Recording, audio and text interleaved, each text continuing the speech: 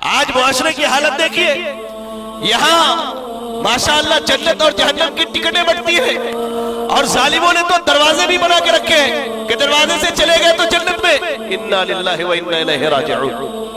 نبی ہے امت کے، اللہ کے محبوب ہے، آپ نے عمل کی دعوت دی، عمل سے انہیں نہ روکا۔ یہ نہ کہا کہ میری وفات کے بعد ہر جمعرات کے دن قبر پر آ کر دو چار اگربتیاں جلا دینا، فاتحہ خوانی کروا لینا، تمہارے گناہ معاف، جنت تمہاری ہے۔ نہیں، اللہ کے نبی نے کہا فَأَعِنِّي عَلَى نَفْسِكَ بِكَثْرَةِ السُّجُودِ، نمازوں کی پابندی کرو، نمازیں پڑھو، عمل کرو، عمل کی بنیاد پر اللہ راضی ہوگا، میری دعا کے ذریعے انشاءاللہ اللہ تم کو مجھ سے قریب کرے گا۔ آج تو ہمارے یہاں جنت کی سرٹیفکیٹ ملتی ہے سر، اور زیادہ کچھ کرنا نہیں ہے، بس حضرت کے آگے پیچھے کر لیجیے آپ تو۔ جنت کسی مولوی کے باپ کی جاگیر نہیں ہے، وہ اللہ کی مخلوق ہے، اور جنت و جہنم کا فیصلہ کرنے والا بھی اللہ ہے، جس کو آپ 5 وقتہ نمازوں میں اقرار کرتے ہیں، مالک یوم الدین۔ اللہ قیامت کے دن کا مالک ہے، اللہ جنت کا مالک ہے، اللہ جہنم کا مالک ہے۔ رب جسے چاہے اپنے عدل کے بنیاد پر جنت میں جگہ دے، اور جسے چاہے اپنے عدل کی بنیاد پر جہنم میں جگہ دے۔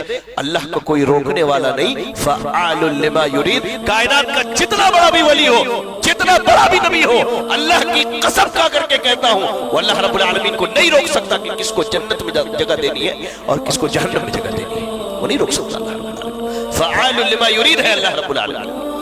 آج تو ہمارے شہر میں ماشاءاللہ جنت کی سرٹیفکیٹ بھی بنتی ہے، مسلی ہے۔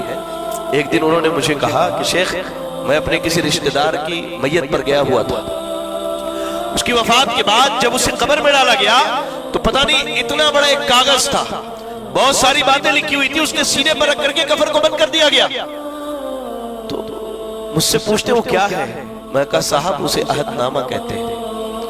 ہمارے کچھ بھائی جہالت اور لا علمی کی بنیاد پر دین کو مذاق سمجھتے ہیں۔ وہ عہد نامہ رکھنے کا مقصد یہ ہوتا ہے کہ آپ نے جس کے دامن کو تھاما ہے وہ قبر میں آ کر کے آپ کی سفارش کریں گے۔ بھلا بتاؤ فرشتوں کے پاس اتنا وقت ہے کہ ان کی سفارش سنتے چل جائیں؟ یہ مسئلہ شریعت کے خلاف ہے، کتاب و سنت نے اس کی کوئی وضاحت نہیں کی۔ اللہ کے نبی صلی اللہ علیہ وسلم کہتے ہیں کہ ایسا کرو، اگر تمہیں جنت میں میرا ساتھ چاہیے، تم کثرت سے سجدے کرو، نمازوں کی پابندی کرو۔